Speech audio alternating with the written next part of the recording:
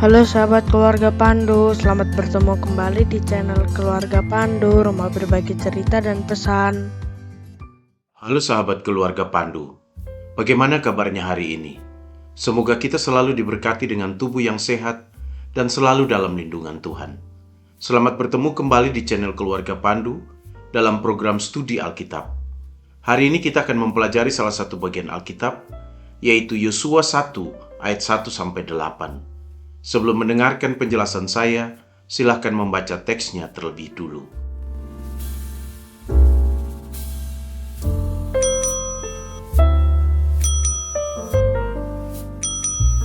Narasi Yosua 1 ayat 1-8 memberi penanggalan pada penyampaian pesan ini adalah setelah kematian Musa. Kata Ibrani yang dipakai untuk menerjemahkan mati di sini adalah maut dari mafet.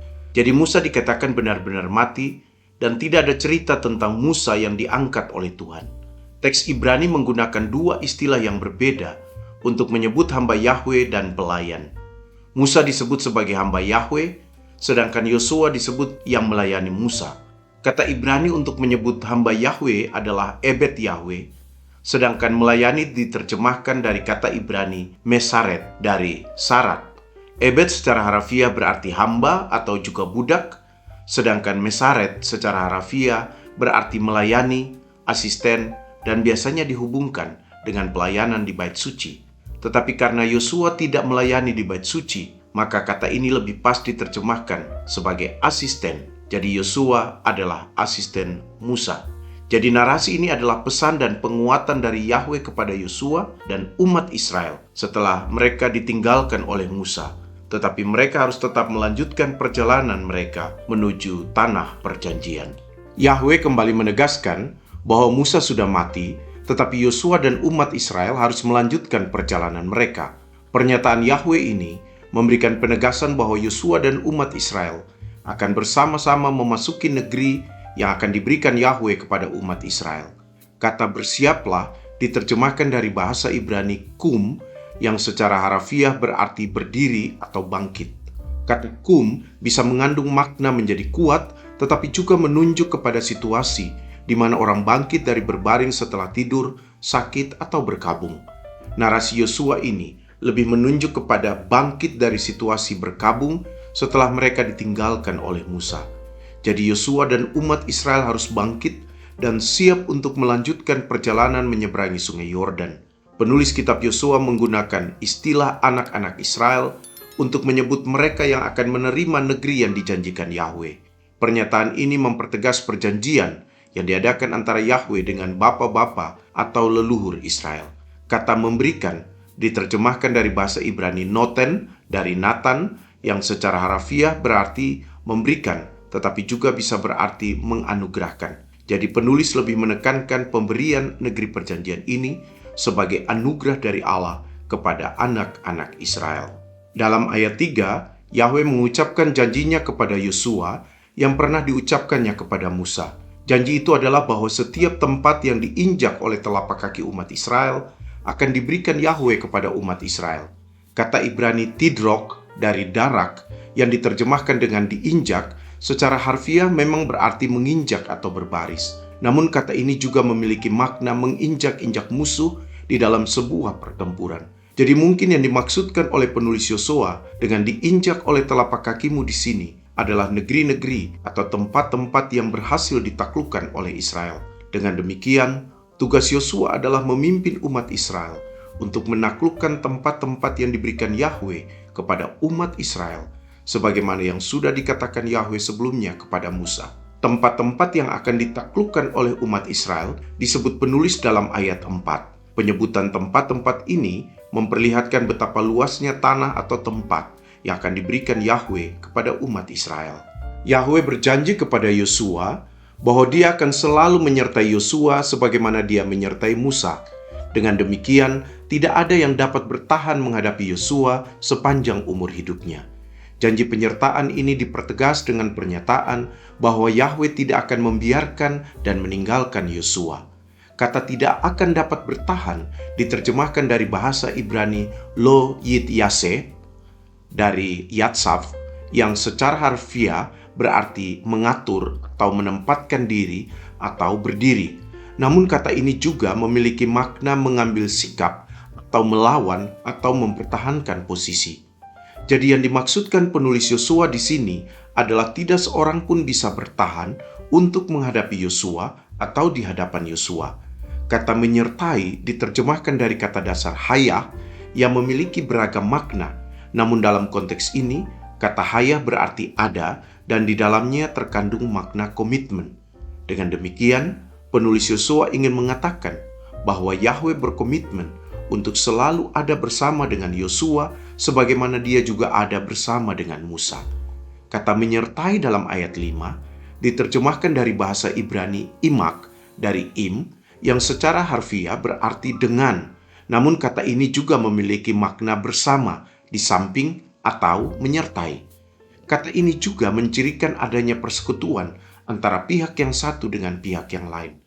Jadi penulis ingin memperlihatkan bahwa Yahwe adalah sekutu Yosua. Karena Yahwe adalah sekutu Yosua, maka dia tidak akan meninggalkan ataupun mengabaikan Yosua. Kata membiarkan diterjemahkan dari bahasa Ibrani arpeka dari rapah, yang secara harfiah berarti tenggelam atau bersantai. Namun kata ini juga memiliki makna meninggalkan, membiarkan, menjatuhkan atau lepas tangan. Sementara kata meninggalkan diterjemahkan dari bahasa Ibrani etsebeka dari asap, yang secara harfiah berarti meninggalkan, mengabaikan atau lepas. Dengan demikian, penulis ingin mengatakan bahwa sebagaimana yang sudah Yahwe lakukan kepada Musa, Yahwe tidak akan meninggalkan atau tidak akan lepas tangan atau mengabaikan Yosua selama memimpin umat Israel. Setelah menyatakan komitmennya kepada Yosua, sekarang Yahwe meminta komitmen dari Yosua. Komitmen yang pertama yang diminta dari Yosua adalah menguatkan dan meneguhkan hatinya. Kata kuatkan diterjemahkan dari bahasa Ibrani hatsak, yang secara harfiah berarti tumbuh kokoh atau kuat. Namun kata ini juga memiliki makna menguatkan diri sendiri, menjadi kuat secara fisik, menjadi perkasa, berdiri kokoh atau tegak, atau menjadi gagah berani. Sementara itu, kata meneguhkan diterjemahkan dari bahasa Ibrani emas dari amets, yang secara harfiah berarti gagah, kuat, berani, dan waspada. Namun makna kata ini lebih ditekankan pada keberanian yang disertai dengan kewaspadaan. Jadi Yahwe menginginkan Yosua untuk berdiri kokoh menjadi pemimpin yang gagah berani, tetapi juga memiliki kewaspadaan di dalam memimpin umat Israel. Penulis menegaskan pentingnya karakter ini, karena Yosua lah yang akan menjadi pemimpin umat Israel untuk menaklukkan tempat-tempat yang dijanjikan Tuhan kepada nenek moyang Israel. Pesan tentang pentingnya karakter seorang pemimpin ini kembali diulang di ayat yang ke-7.